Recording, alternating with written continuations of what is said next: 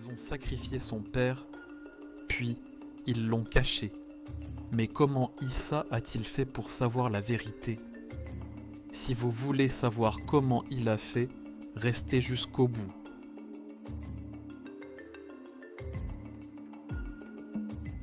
À Nkalama, le silence n'a jamais été vide. Quand les oiseaux se taisaient en trop longtemps, les anciens levaient les yeux vers le ciel. Quand le vent cessait de souffler au milieu de la journée, les mères rappelaient leurs enfants à l'intérieur. Car ici, le silence annonçait toujours quelque chose. Nkalama était un village ancien, adossé à une forêt encore plus ancienne. Une forêt si vieille que même les plus âgés ne savaient plus quand les premiers hommes y avaient posé le pied. On l'appelait la forêt des murmures. Pas à cause du vent, mais à cause des voix. Des voix que certains entendaient la nuit. Des voix qui appelaient les vivants par leur nom. Issa avait 17 ans. Il était né ici. Il avait grandi ici. Mais depuis quelques semaines, quelque chose avait changé. Chaque nuit, il faisait le même rêve. Il marchait seul dans la forêt. Les arbres semblaient se rapprocher. Leurs racines formaient des cercles autour de ses pieds, comme si la terre voulait l'empêcher d'avancer.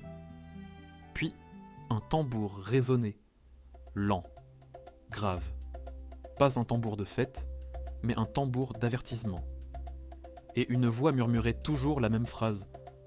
Ce qui a été enterré doit être révélé.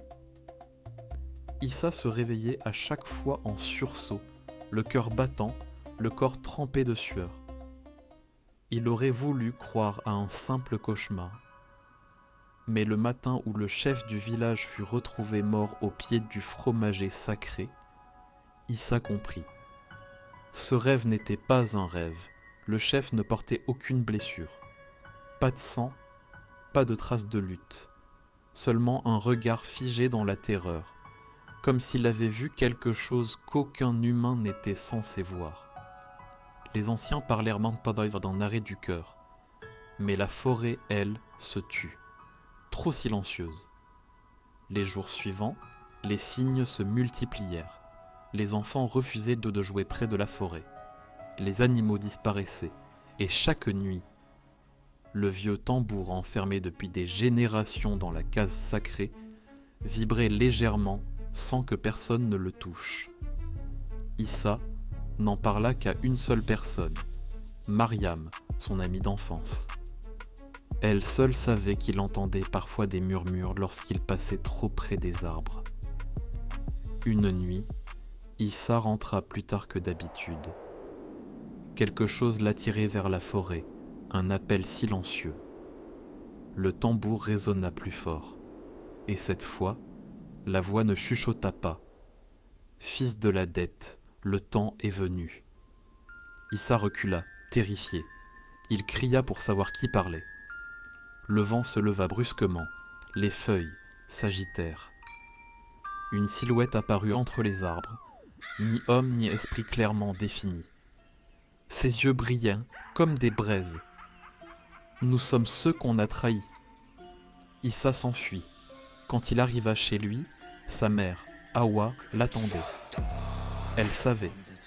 Elle avait toujours su que ce jour viendrait. Cette nuit-là, elle parla enfin.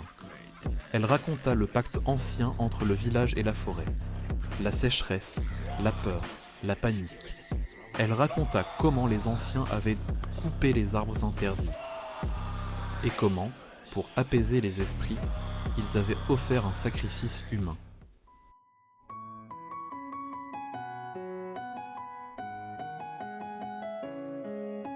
Issa sentit son cœur se briser.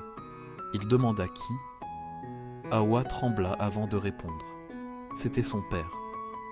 Issa comprit alors pourquoi il n'avait jamais eu de tombe. La vérité avait été enterrée, transmise sous forme de silence, mais elle n'avait jamais disparu.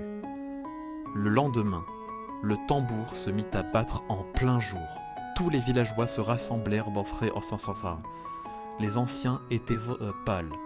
L'un d'eux s'effondra en larmes. La forêt exigeait réparation. Issa fut désigné comme le porteur de vérité, celui qui devait entrer dans la forêt des murmures et affronter l'esprit ancien. Personne ne lui expliqua réellement ce que cela signifiait. Dans la forêt, Issa vit le passé, des visages oubliés, des cris étouffés. Il vit son père à genoux, enchaîné. Il vit les anciens détourner le regard.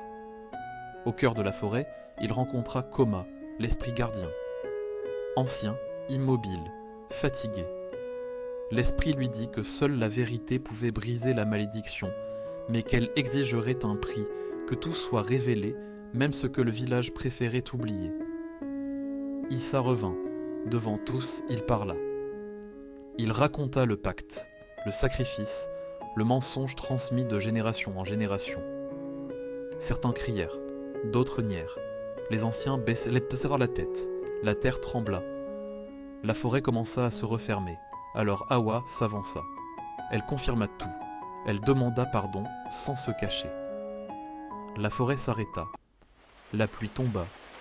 Le lendemain, Issa disparut. Personne ne sut jamais ce qu'il était devenu.